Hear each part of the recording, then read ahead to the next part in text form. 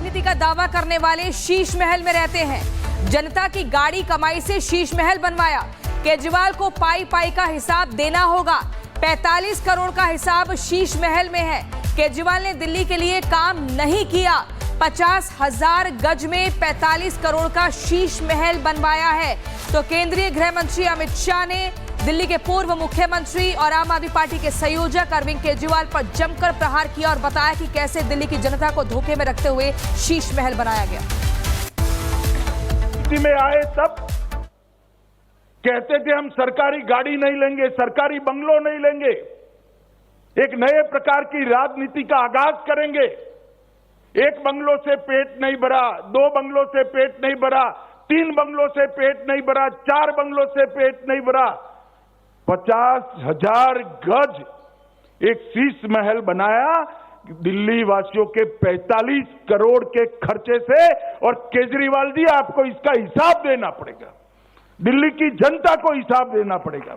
किसके पैसे से 6 करोड़ के डिजाइनर मार्बल लगाए आपने? किसके पैसों से 6 करोड़ के मोटराइज पर्दे लगाए? किन के पैसों से 70 लाख के खोलने के लिए खड़ा ना होना पड़े ऐसे ऑटोमेटिक दरवाजे लगाए? किसके पैसों से 16 स्मार्ट टीवी 64 लाख रुपए के लगाए? किसके पैसे से 50 लाख रुपए की कारपेट बिछाई गई?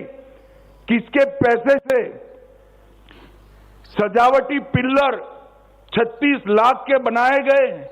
दिल्ली वासियों को पानी देने का कोई हिसाब नहीं है। आपके 4 लोगों के परिवार के लिए 15 करोड़ का वाटर सिस्टम आपने लगाया केजरीवाल जी।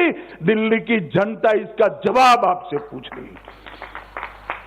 रिक्लाइनर सोफा और ढेर सारी सुविधाएं, इसमें से कुछ चीजें तो ऐसी है जिसका नाम ही मैंने तो पहली बार सुना। भैया ऐसा भी कहीं हो सकता है?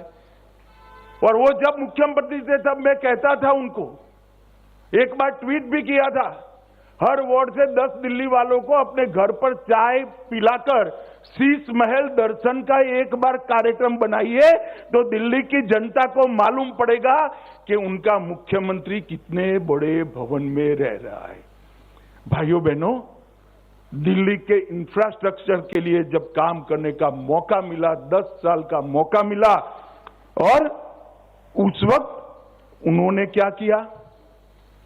उन्होंने अपना भवन बनाने का काम किया, इंफ्रास्ट्रक्चर की चिंता। चलिए आगे बढ़ते हैं और एक बार फिर बात करेंगे कुंभ में, क्योंकि कुंभ में स्नान होने जा रहा है और वापसी प्लान है, लेकिन इसे लेकर जबरदस्त तरीके से देखिए घमासान देखने को मिल रहा है, क्योंकि बरेली के एक मौलाना ने मुख्यमंत्री योगी आदित्यनाथ को चिट्ठी लिखी थी जिसमें यह कहा गया था कि सैकड़ों मौलानाओं को बुलाया गया है। और देखिए मीनाक्षी ग्राउंड जीरो से जुड़ चुके हैं। मीनाक्षी, जिस तरीके से यहाँ पर चिट्ठी लिखी गई है एक मौलाना की तरफ से और ये कहा गया है कि जबरन वहां पर धर्म परिवर्तन करवाया जाएगा, इसे लेकर साधु संतों का क्या कहना है? क्योंकि अगर कोई अपनी मर्जी से सनातन धर्म अपनाना चाहता है, गलती सुधारना चाहता है, तो मौलानाओं को आखिर क्यों मिर्ची लग रही है? साधु संतों से बातचीत की, जिनका क्या कहना है? देखो देखिए, और अखिल भारतीय अखाड़ा परिषद के जो अध्यक्ष है रविंद्र गिरीजी महाराज, उनका कहना है कि बहुत सारे लोगों के संपर्क में भी है। रिपब्लिक हल्का से बात की कि आज गिरिजी अखाड़े की पेशवाई निकल गई है, जहां में प्रवेश हो रहा है और हमारे साथ है प्रेमानंद गिरिजी महाराज, हम उन्हीं से बात करेंगे। महाराज जी, ये कहा जा रहा है कि महाकुंभ में धर्म परिवर्तन करवाया जाएगा बड़े स्तर पर, उससे लेकर के मुख्यमंत्री को चिट्ठी भी लिखी गई है, क्या कहेंगे आप? सीएम को चिट्ठी भी लिखी गई है। देखिए ऐसा है, सबसे पहले तो मैं रिपब्लिकन भारत और अर्नब भाई को बहुत आशीर्वाद देना चाहता हूँ, समृद्धता को भी देना चाहता हूँ, जिन्होंने धर्म ध्वजा को पूरे विश्व में फैलाने का कार्य किया है। और हमारे ही गोसाई हैं जिनकी संस्कृति जो है रग रग में बसी हुई है।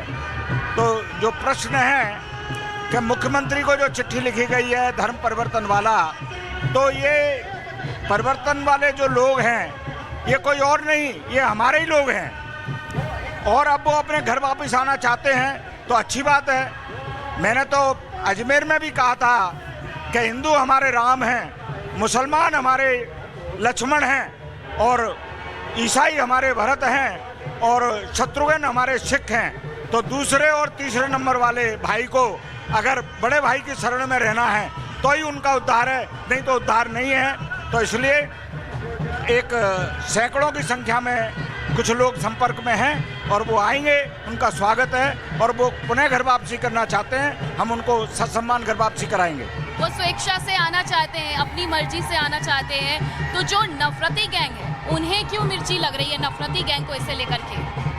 देखिए ये जो गैंग है इसका काम ही सांप्रदायिकता को, सांप्रदायिक सौहार्द को बिगाड़ना है। और मैंने तो अपनी हिंदू माताओं को भी ये कहा, मेरे जिस बयान को रिपब्लिकन भारत ने सबसे ज़्यादा दिखाया था कि हर हिंदू घर में 4 बच्चे पैदा होना चाहिए, क्योंकि हम आबादी में अगर यही स्पीड रही हम हिंदुओं की तो हम 25 साल बाद अल्पसंख्यक हो जाएंगे।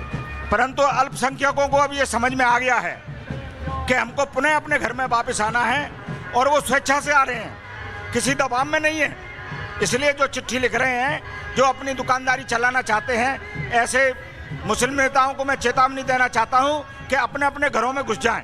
अगर अपने अपने घरों में नहीं घुसेंगे तो उनको घरों में घुसेड़ दिया जाएगा। महाराज जी एक बात और बताइएगा कि क्या कोई अनुष्ठान हम महाकुंभ में ऐसा देखेंगे जिसमें घर वापसी होगी?